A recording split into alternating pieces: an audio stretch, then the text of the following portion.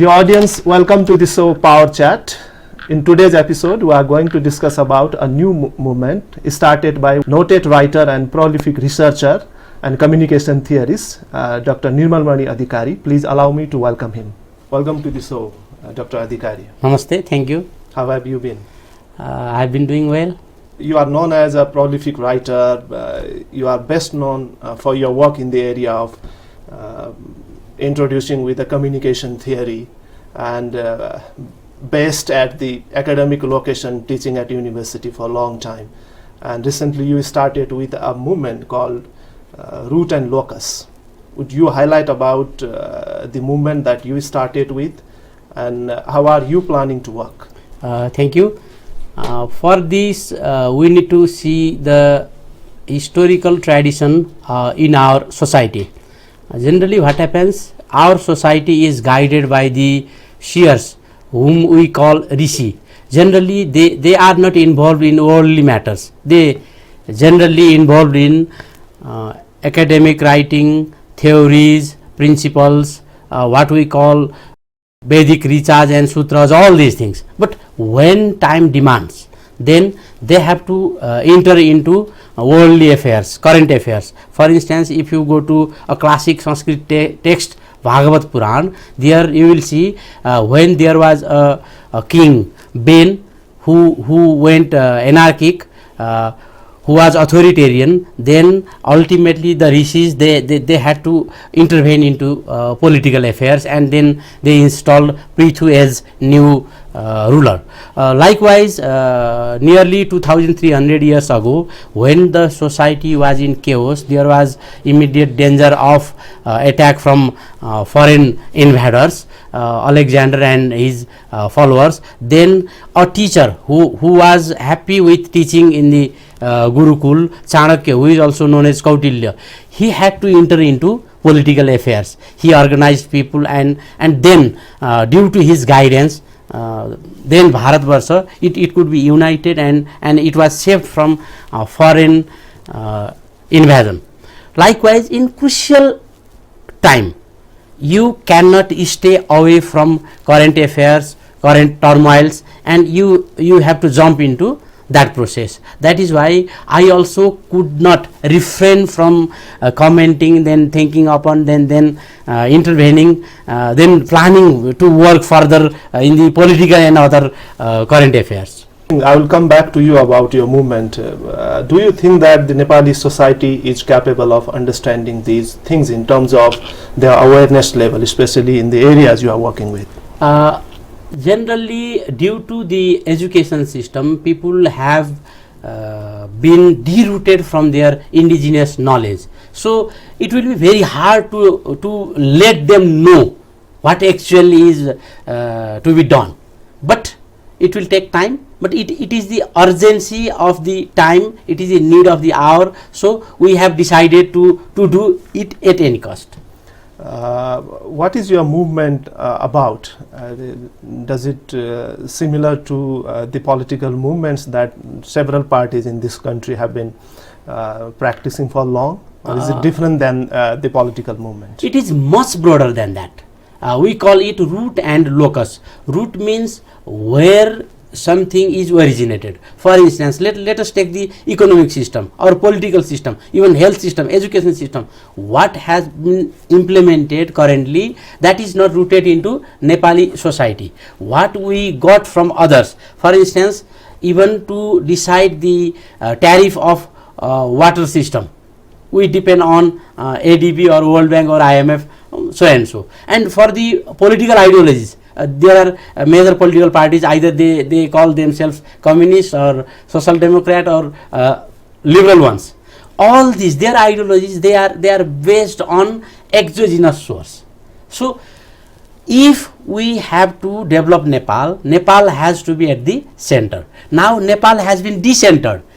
People have the political leaders, not only political leaders, other thinkers, they have been viewing Nepal from exogenous perspective. What we are trying to do, let us see Nepal from Nepal's perspective. It is about centering Nepal and viewing Nepal from Nepal's own perspective.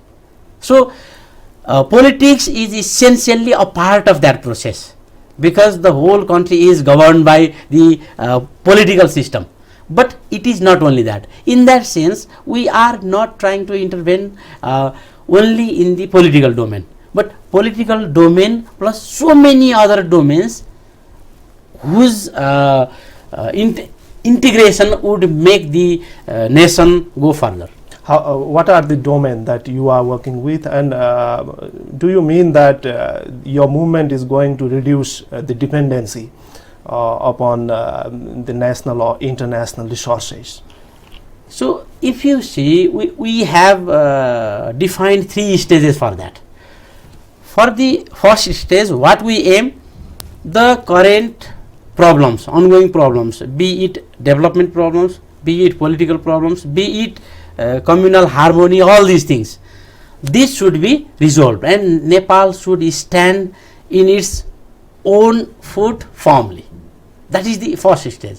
Second thing, Nepal should be one of the countries who are known as the first world.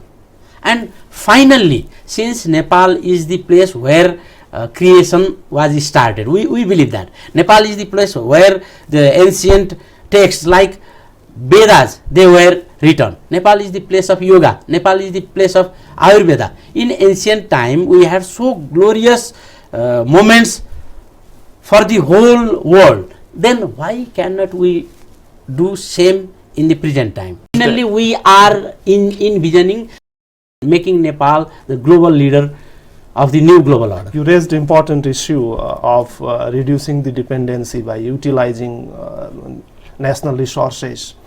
How do you plan to reduce the dependency, one thing, and how your movement is different than those of the other political parties or some other sort of social movement here in Nepal? I would like to start from the second question. It is for the first time some movement is trying to view Nepal from Nepal's perspective, that is centering Nepal. Before that, what others did, they found something, some principle, some ideology, some development model somewhere else, and then they tried to implement that into Nepal. But what we are trying to do, we are trying to research what are the essentialities of Nepal, what are the characteristics of Nepal, what does it mean being a Nepali, and what are the development goals Nepal needs, and what are the resources we can utilize, what are the indigenous things that we can cater. So this is how we are starting afresh. And for development, generally what others have been prescribing, that has been implemented, but we are trying something different. For instance, I would like to give you one example. The development saga currently ongoing in Nepal is heavily dependent on very big hydropower projects. But think, Nepal is in high seismic zone, and when there is rain for 2 or 3 days, then massive floods follow that. And in such country, you are planning to construct big dams and then have electricity and then sell it in to others. Well, Dr. Adhikary, what can replace such investment in Nepal? What is the substitute? We will primarily focus on human resource development. For countries like Nepal, human resource development is the only viable option. First, it needs few investment, and the return will be long lasting. There are some essential characteristics that makes us superior from others. For instance, if you see the pronunciation of Nepali people, those having Nepali as mother tongue, they can speak any language in this world, and they will be very excellent instructors of language across the globe. We need to provide them some training. For instance, there is large population outside Nepal who follow Hinduism, who follow Buddhism, but they don't know how to recite Vedic texts, how to recite Pitak texts, Buddhist texts. We can provide huge human resource for them. And if you go for even for software development, Nepal has high possibility. A country like Nepal can benefit much after investing very little in human resource. But if you go for investment in bigger projects like hydropower or some other industry, first you don't have investment for that, and second, the climate, the locality, the geological stance of Nepal, all these are unfavorable for this. Well, I have two relative questions to you that our audience may be interested to know. Often heard that of your movement in the market, that the root and locus movement is basically it is guided by the principle of religious orientation. How do you explain this, and how do you differentiate your movement than that of the socialism or communism or capitalism? Generally, people might have got such impression because we often cite Vedas and Tripitaka, even Mundum of Kirati text, and so many other practices. But this is not limited to religious movement. We take those texts for developing our worldview, and here lies the distinction between capitalism or communism or socialism. For instance, let us take the case of the ownership of property. According to capitalism, the property was owned by individuals and it can be exploited for the benefit of individuals. According to communism, or let us say socialism, the property should be owned by the commune or the state, and here again it can be exploited by that institution for the greater benefit. But if you see the Hindu or Buddhist or Kirati tradition, then there is the ownership is by the family and extended family. We call it Kutumba, under the supervision of state. And how you can use those properties? Just as a trustee. A trustee can use the property for the benefit, but that should be transferred to future generations as it is, or some more in more advanced form. So the exploitation of earth and the other natural resources, that has been guided by capitalism, socialism, communism, and so other, those who have consumerist attitude. But here we believe that the earth itself is mother. If you go to Vedic text, there is Bhumi Sukta. That says the earth as mother, country as mother. So yes, we take so many things from mothers, but we don't kill her. So you can see this is the difference of worldview. There are so many other. We had institutions, economic institutions, educational institutions, health institutions, so many others, which we don't see very effective in the current time, because in the name of the change, we left our indigenous institutions, indigenous worldview, indigenous practices. Only those things are left which are superstition.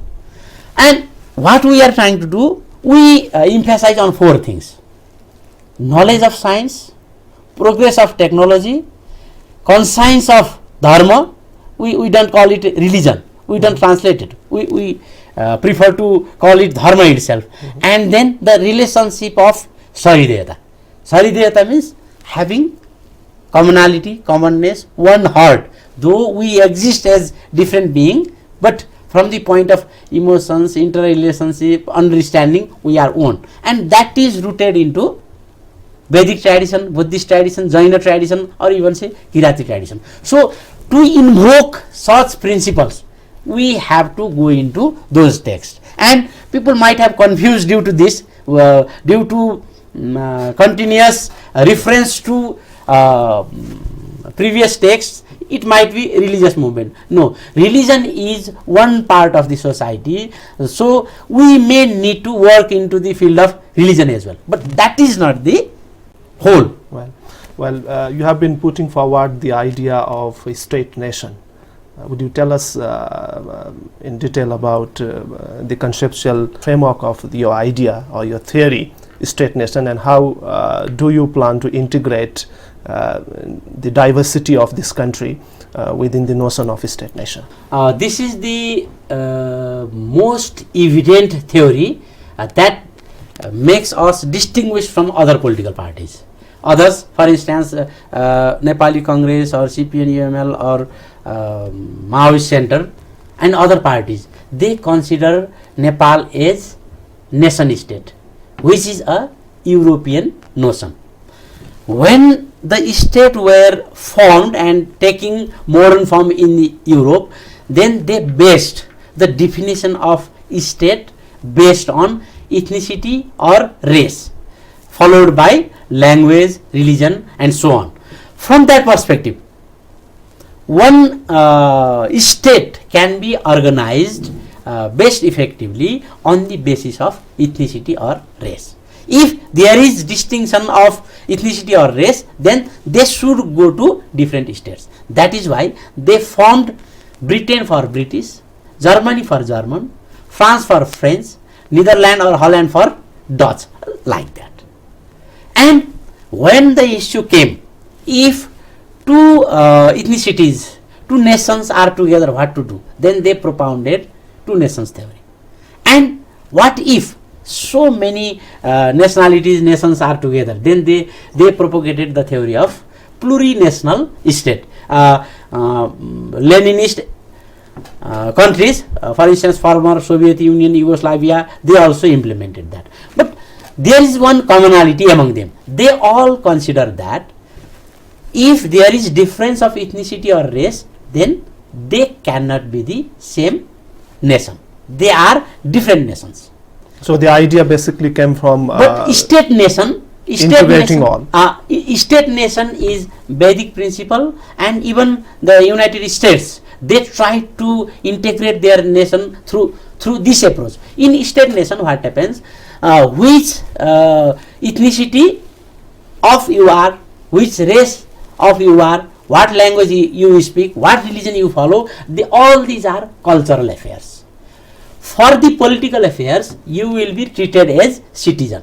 For the civil and political rights, individual will be the supreme. Yes, their cultural rights should be ensured, but that will not be decisive matter to define the state. The state will be defined by the geography, its history, and the willingness of the people to be together. So, a person of the same caste, a person of same race, he or she may have different nationality according to the location he or she resides.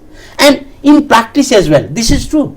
People are migrating in huge scale even these days. Let us take Nepalese are going to US, Australia or Britain, and they are getting citizenship of that country, and obviously they are transferring their nationality. But in the name of identity politics, inside Nepal, you are saying we have different nations. For instance, Madhesi is a different nation, or Lingwan or is a different state, different nation like that, and you are trying to integrate Nepal as union of different nations, and that is why you say plurinational or two nation lines. But what we see, there is imminent danger of hatred due to that, because you define a person just due to his birth. You are of this caste, you are of this ethnicity, you are of this language speaking community, so you must be like that, and you can integrate to other people only based on your birth identity. So how does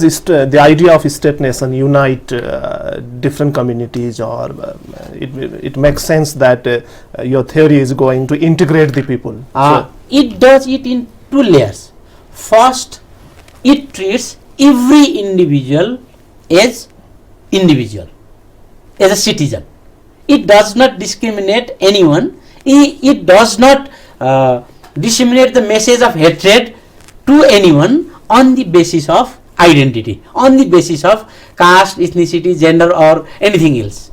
It takes the nationality. For this, nation and state are not two different things. Nation and state are synonymous. It discards the notion of nation-state theory, which says your nation is defined by your ethnicity, race, or linguistic variable, all these.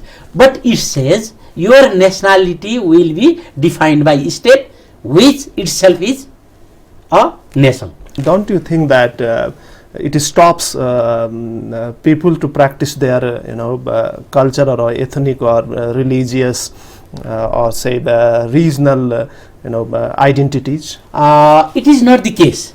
It just separates the cultural right and civil and political right. Now what is happening? People are mixing them up. For instance, let us take the example of Kurd community. Kurd community, some of them live within Syria, some of them in Turkey, and some of them in Iraq. Had there been no such theory telling that you are Kurd, that is why you are different from Turkish, you are different from Syrian, you are different from Iraqi, then they would be easily integrated to their own state. Likewise, in case of Nepal, same Maithili community or Bhojpuri community, they are separated to Nepal and India, but still they have been doing well because they understand being Maithili or Bhojpuri is cultural affair and being Nepali or Indian is civil and political affair. So, but within Nepal, currently people in the name of plurinationalism or two nation theory, people are trying to invoke the identity politics, and which is basically based on hatred, because it hates another person because he or she is of different caste, of different region, of different locality, of different ethnicity, of different linguistic background. But what state nation we are trying to promote says basically you are a citizen. As an individual, you have every right, your cultural right, your linguistic right, your religious right, everything. But you don't have to mix those rights with civil and political well, rights. Dr. Adhikary, we are coming to the end of the show. I would like to ask you a question on development. How do you explore your movement with the issues of development in the context of Nepal, including that of the infrastructure and human development? For the time being, we are heavily focusing on research, because till now the research, the studies conducted for development agendas, they were not from Nepali indigenous perspective. So it is very hard to put forward new agenda of development based on the present data corpus. First, we need data, what natural resources we have, what were the development philosophy within Nepal. For instance, if you see, even in medieval time period, we had very well organized development plan within Kathmandu city, we can see. But we don't have the philosophy, the principle, how things were made at that time. Yes, we can know from the historical references in China or Tibet or in India that Nepal had much superior development principle, development practices as compared to China, Tibet and India. First, we need to explore that. Then, it is not only that we are trying to replicate what was in the past.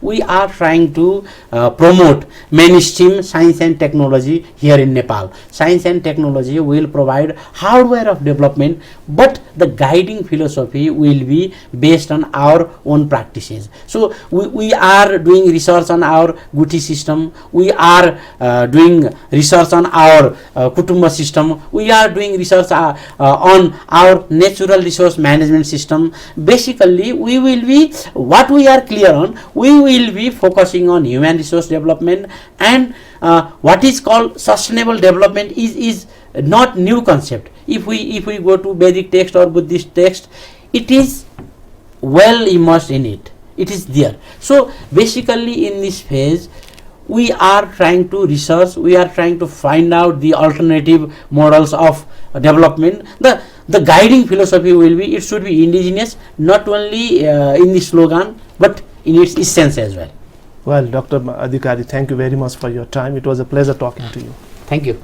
Namaste. Dear audience, time now to wrap up this show. Keep watching us. See you next week. Namaste.